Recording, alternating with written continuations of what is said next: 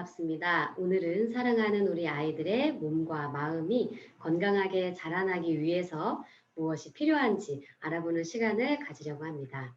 여러분들은 아이들을 키우면서 어디에 중점을 두고 계시나요? 건강하고 튼튼한 몸을 갖는 것에 중점을 두고 계시나요? 아니면 공부를 잘하고 또 똑똑해서 성공하는 삶을 사는 것에 중점을 두고 계시나요?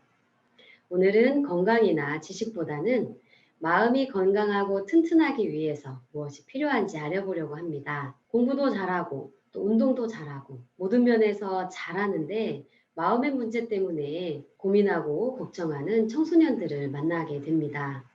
어릴 때 조금만 이 마음을 관리해주고 또 튼튼하게 해주었다면 그런 고민 속에 빠지지 않았을 텐데 굉장히 안타까울 때가 있습니다. 그래서 오늘은 우리 아이들의 마음이 건강하고 바르고 건전하게 자라나기 위한 요소들을 알아보겠습니다. 요즘 아이들을 보면 갈수록 자기가 원하는 것을 참지 못하는 것을 봅니다. 그래서 어느 장소든지 불문하고 자기 멋대로 행동하다가 주변 사람들에게 불편을 끼치는 모습도 많이 보게 되죠. 그리고 공부를 하거나 독서를 하거나 어떤 일에 집중하는 것을 어려워해서 게임에 푹 빠져 사는 아이들도 많이 봅니다. 아이들이 갈수록 작은 문제나 어려움을 넘지 못하고 빠지는 것은 작은 충격에도 쉽게 깨어져 버리는 유리처럼 약한 마음을 가지고 있기 때문입니다. 왜 이렇게 아이들의 마음이 약하게 되었을까요?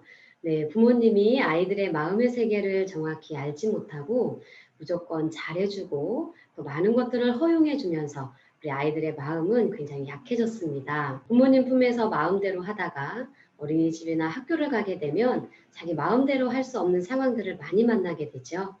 그럴 때 아이들은 그 상황을 잘 인지하지 못하고 문제를 만들게 됩니다. 제가 존경하는 멘토는 아이들을 키우실 때 아이들이 원하는 것을 다 들어주지 않았다고 합니다. 10개 중에 7개만 들어주고 3개는 일부러 거절을 했다고 하는데요. 이렇게 거절을 당해보면 아이들 마음속에 내가 할 수 있는 것들을 다 할 수 있는 게 아니구나.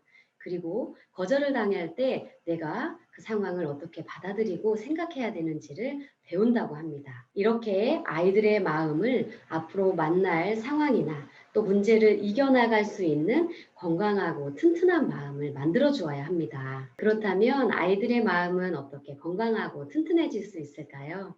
제가 그 부분을 말씀을 드릴 텐데요. 그 전에 이것은 꼭 아이들에게만 해당이 되는 것이 아니라 부모님도 함께 듣고 배우셔야 합니다. 왜냐하면 부모님의 마음이 건강하고 튼튼해야 아이에게도 그런 마음을 만들어줄 수 있기 때문입니다. 여러분, 몸의 건강을 지키기 위해서 필요한 3가지 요소가 있습니다. 무엇일까요? 네, 몸이 건강해지기 위해서는 음식과 또 운동과 휴식, 이 3가지가 필요합니다. 마음의 건강도 비슷한데요. 마음도 건강해지기 위해서는 지혜와 도전과 교류가 필요합니다. 이 3가지를 제가 설명을 드리도록 하겠습니다. 첫 번째, 지혜입니다. 지혜는 음식과 같습니다. 여러분, 음식을 통해서 영양분을 만들게 되죠. 우리 몸은 스스로 영양분을 만들 수 없기 때문입니다. 지혜도 우리가 스스로 만들어낼 수 없기 때문에 많은 지혜들을 받아들여야 합니다.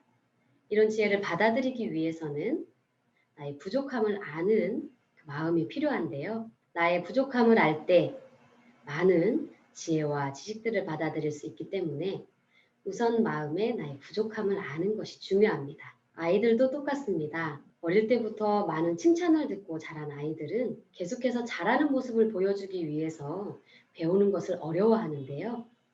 칭찬도 하지만 부족한 부분도 알려주어서 계속해서 배우고 많은 것들을 받아들일 수 있는 마음을 만들어 주어야 합니다. 두 번째는 도전입니다. 도전은 운동과 같습니다. 마음의 운동은 부담을 넘는 것을 말하는데요. 부담을 넘으면 넘을수록 마음은 강해집니다. 처음엔 너무 힘들고 부담스럽지만 자꾸 그 부담을 넘어서 하다 보면 나중에 편안하게 할 수 있는 것들을 보는데요. 그만큼 마음이 건강해졌다고, 강해졌다고 말할 수 있습니다. 그래서 평소 운동을 꾸준히 해서 근육을 키우고 몸을 건강하게 만들어야 하는 것처럼 마음의 운동도 계속해서 해야 합니다. 작은 부담부터 하나하나 꾸준히 넘어가다 보면 마음에 근육도 생기고 더 건강해지게 됩니다. 제가 마음의 근육을 만들 수 있는 좋은 방법을 하나 알려드리도록 하겠습니다. 함께 도전하자 마음 쑥쑥 실천표를 만들어 보는 것인데요. 처음 해야 할 것은 목록을 만드는 것입니다. 아이와 함께 대화를 나누시면서 평소 마음에 부담스러워서 또는 하기 싫어서 피해왔던 것들이 무엇이 있는지 이야기를 나눕니다. 그리고 그 중에 몇몇 가지를 목록으로 작성을 해보는데요. 목록이 너무 많으면 실천하기 어려우니까 처음에는 두세 가지 정도를 정해서 시작해 봅니다. 표에 목록을 적고요. 실천할 때마다 체크할 수 있는 칸을 만들고요. 또 실천을 잘할 때는 스티커나 또 표시를 해서 동기부여가 될 수 있도록 합니다. 엄마와 아이가 서로 약속을 하면서 실천해 나간다면 재미있게 이 마음의 근육을 키워나갈 수 있을 것입니다. 이렇게 도전을 해 나가다 보면 때로는 지치게 되죠. 운동을 많이 하게 되면 몸도 피곤해서 쉬고 싶어지는데요.